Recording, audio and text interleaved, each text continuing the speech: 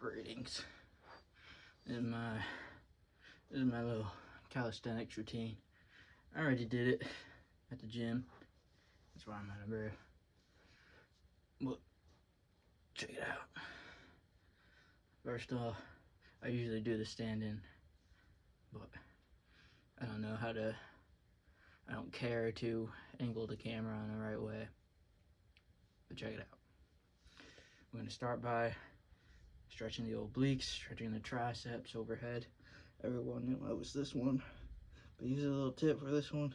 You want to reach first. Reach down the spine. Pull in your elbow. Pull in the elbow.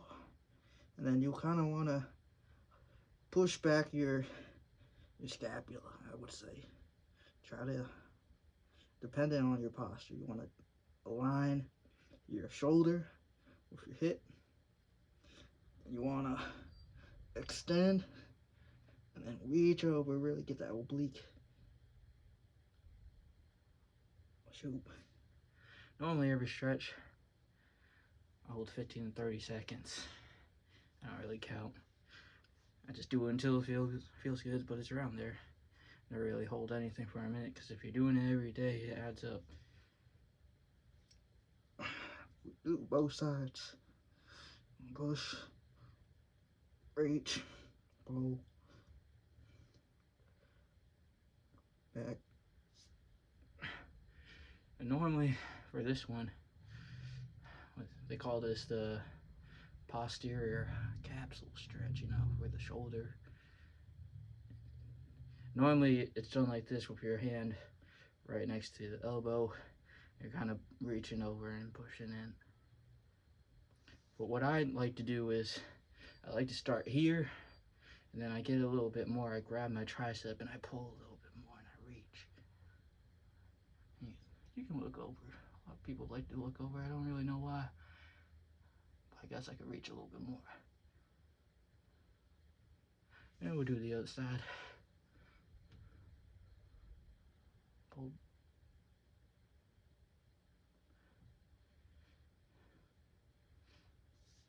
And of course, I would do that standing up just to get a little bit more reach. My room's a mess. I don't care. I really have too much room. Look at this fucking bass guitar. But anyways, next up, reach for the toes. You want to hinge the hips like you're gonna go into downward dog, but you really want to push out your hips, reach down. And then if you're new to reaching for your toes, just do fingertips, pushing your palms down just so you can palm the floor. That's an achievement, that's a milestone. And then I like to invert my hand, or some would say supinate my wrist. Push down the palms again, that's another achievement. What else? Oh yeah, and then you do, I don't know why in gymnastics, calisthenics rather, you want to always have your wrist turned outwards. I guess it's easier for spread the chest, push out your shoulders. But yep, palm the ground just like that. Once again, I'm trying to have everything in one line, so my shoulders are in line with my hips, and I'm pushing my hips back, so it's really stretching everything. And then I like to reset sometimes, just so I can really get the stretch for the downward dog. I go down into the hamstring, push out, reach. And then first I'm pushing in with my heels, so that way I can really hinge. And then I'm pushing in with my shoulders and my hands, just so I can really push out the hips. I'm always fixing my headphones like this. And then we go into a cobra. And you see I'm making space for my shoulders. I don't know, I'm trying to be in. Where the fuck's my foot? Oh my god. That's terrible. But I'm in my cobra. Deep breaths, relaxing the hips. letting everything drop, letting everything relax. And then you can really target the lower back if your hips aren't going down all the way. Put your hands out in front of you. So it's less about your spine mobility and more about just hitting where you need to. Deep breaths, let everything relax. Try not to make every stretch feel like you're freaking out. It's gonna hurt. It's gonna hurt. No pain, no gain. Hands and knees. Shoulder in line with your hips, hands in line with your knees. And then I'm gonna reach over. My elbow's gonna meet my wrist. I'm gonna look in that direction. And then I like to push my hips out just so my hips are square with my shoulder. Reaching for the other side. Both sides.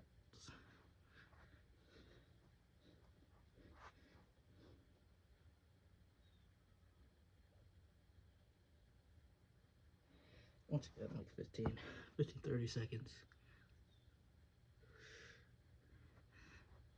This probably all sounds like a mess with these AirPods. But here, if you're really hurting, we do some cat cows. Underrated. With cat cows, we're pulling back the shoulders, pulling back the hips, pulling back the neck, flexing everything as hard as we can, arching the back. You want to breathe into your spine if you're tight, breathing into your lungs, breathing into your back, really expand everything. You want to take a couple deep breaths there. And then same thing when you flex everything. You can flex and breathe at the same time. Look at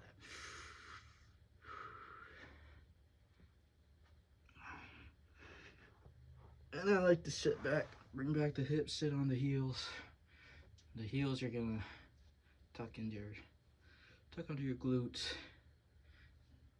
and then the front of your ankle is gonna go like that. You're gonna stretch that. I don't know, your tibia.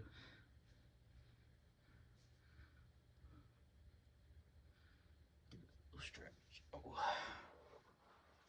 Now we can sit on our butt.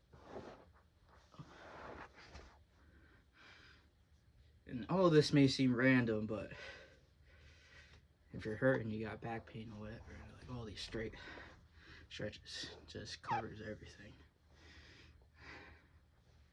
Next one, I'm gonna reach behind, and you kind of want to extend your hip that way, and then once again, shoulder in line with the hip. My elbow is gonna go back, elbows in line with the shoulder. You can feel a big stretch right there. You can take it a little bit farther. Reach behind you. Opposite hand in line with my hip, and the same hand in line with the other hip. And then what I like to do to get a deeper stretch, I like to turn in this elbow, disengage shoulder, and push out the elbow. And then get a deeper stretch in your obliques, deeper stretch in your chest. So I felt that one. That one, if you definitely don't ease into it, you're gonna feel. Same thing on the other side. My hips are always tight, so starting like this, pushing out the hips is always great. Reaching over, opposite side, opposite hip, elbow down, pushing out the elbow, chest stretch. And then in this position, if your hip's coming up like this, you can push it down, with your brain. Push it down. Get a little, keep it in control, get a little deeper stretch. Shoot. Here, while my hips are still activated or whatever, I like to go into a pancake. Tuck back the hips so you can lean forward. And for some reason, they like to point the toes. Keep everything flexed behind the knee. So when you stretch, if you ever get into those positions, it's not a surprise for the back of your knees or your knees in general, and you're gonna blow something out. But when you reach forward for your pancake, for me personally, my stomach gets in the way because I'm a little chubby guy. But you want to reach as far forward as you can. Like if I didn't have a stomach, I'd probably go 2 more inches. Reach and get a little more leverage by pushing your heels down. Come back up. Go for the side. If you can't reach for your sole, you can grab the back of your ankle. Grab the sole. Reach over. You can reach over, grab the side of your wrist. Really extend and push. Once again, your hips coming up, push down. Other side.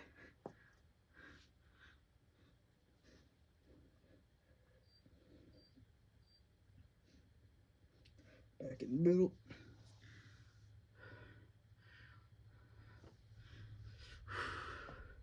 And then I like to do all my, well actually we could do the, I normally do this, what do they call this one? Shoot. Here and there I always add in, forget stuff in the routine, but butterfly stretch, pushing down the knees. And I like to wiggle just so my hips are pushed back. I can really move forward. And then I'm gonna push the hips back. Once again, making a big arch. Pushing down the knees. Reaching forward, nose to your feet. Take a big old whiff. Oh my God.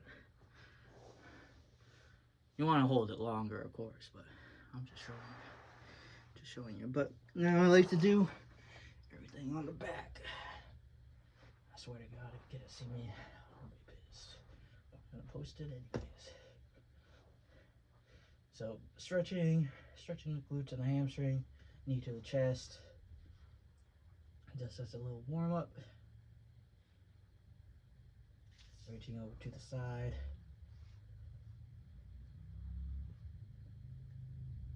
This may seem like a lot, but it could be a whole lot more. I didn't even do the Lord of the Fishes. Didn't even do the 90-90.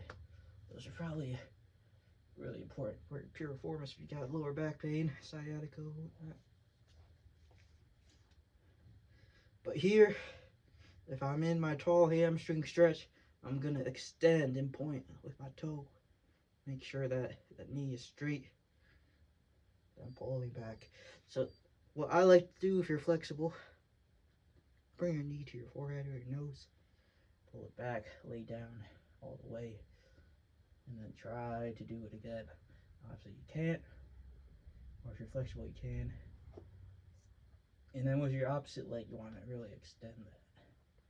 You don't want to get in a bad habit where one hip, one leg follows the other. If you're doing a split, at least. So once again, knee to the chest. And bam. Piriformis stretch, reaching over.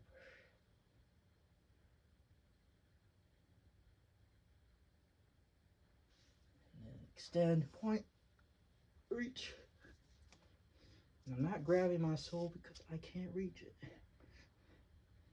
Knee to the nose. Lay down. Bring it back. Extend the hip. Bam. Almost there. What the hell else I do? Here's where I get up. Do my little balance exercise, whatever. Go into a scorpion, as they call it. But sprained my ankle multiple times. I got ankle instability, so this is important. And I used to have the tree pose in this, just for the ankle stability, but this is a little too easy, so I advanced to the scorpion. But you want to push the hips forward, hips in line with the knees, in line with the ankle. Grab the other ankle. Oh my God, I'm out of balance, I'm tired. This is where you would normally start. You want to start by fully stretching the quad. Work on reaching. Ooh, tired, tight. Oh my god. Oh my god. Oh my god. There we go. And then I'm gonna push back.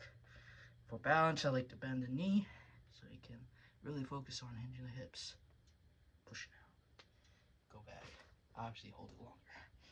But as you can see, I'm tired. Do the other side. Reach. Hold the ankle. Other hand. Oh my god, not right now, apparently. Bend the knee. Push back.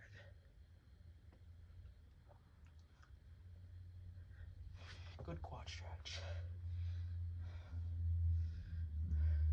Here I'll go into a split. Instead of just shooting straight out, if you can, that'd be cool. But if you want to take it inch by inch, go into a lunge, knee down. You can set your distance by extending the other leg, wiggling the other foot. Got no room back there. And then heel down, toes up, feel stretch in the hamstring. And if you're really good to split, you can extend, stretch out that quad too. Hold that. Left side. Get both ankles. Extend. Extend. See my little wiggle. I don't know if you can see my little wiggle. Wiggle. Extend. And then you can come up. You really want to, if you're new to split, you really want to focus on pointing your hips forward. It's always been a problem of mine. My hips go outward, and then everything below the knee kind of looks crooked. Not good look. Not good for your anatomy in the long run. But yep. And then go into a sumo stance. If you're new to middle splits, you can start in a frog stance. Once again, knees in line with your hips, hips in line with your shoulders. Then go as wide as you can. If you got a weak core, weak hips, you can grab a medicine ball, reach up, and then really tuck your hips forward and engage that core. But here, to a middle split or a sumo. My sumo's not that great, but if you're doing this, you want your hips outward. That way, I don't know, you get more range. And then the ankles outward as well. Then you want to hinge at the hips. Feel the stretch. Oh, if your adductors are tight, your hips are tight, you're gonna feel this one. Earlier, you always feel kind of like something kind of pop. Sometimes it can be concerning, sometimes it's not. But you're gonna hinge, push back the hips, look forward. When you look forward, everything's gonna be in line, hopefully, if you're engaging everything right. You can come back up, squeeze the glutes, move the hips forward. Oh my god. And that's it. That's my little routine. I'm gonna let you in on some calisthenics strength secrets. So here's the caterpillar walk. This is good for your shoulders, good for really expanding the chest. Basically, like a stupid form of a burpee, I guess, I don't know. Hinging the hips, reaching for the floor, going in downward dog, turning the hands out. You want to do a little push-up. Whoa. And then you want to really push in, protract the shoulders, means around your back. Then you climb back up. 3 sets of 12.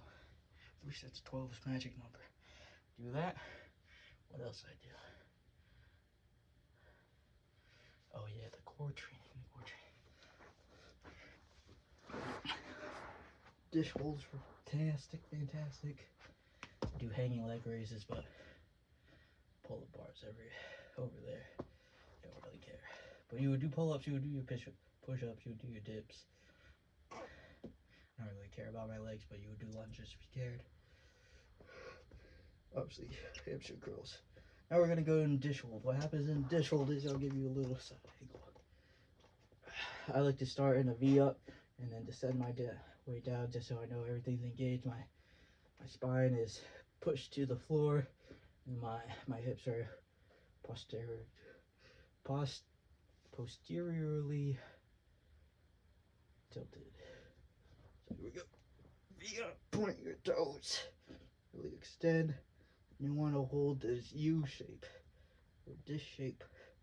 3 sets, 20 seconds is all right. And then go into a side plank. Just roll over onto the elbow. Make sure your limb is stacked. Push up the hips. Hold this. 3 sets to 20 seconds. This is a whole round. I used to do it round. Push it up. 3 sets to 20 seconds. Into a plank. I mean, technically they're all planks, right? 3 sets to 20 seconds. And then really want to work on that planche. Hands at the hips.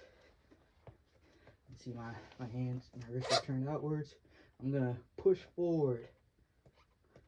So my wrists are gonna go behind me, and I'm still engaging my core. Ugh. Over time, you want to widen, and then hold it longer, of course. I haven't gotten there yet. Ugh.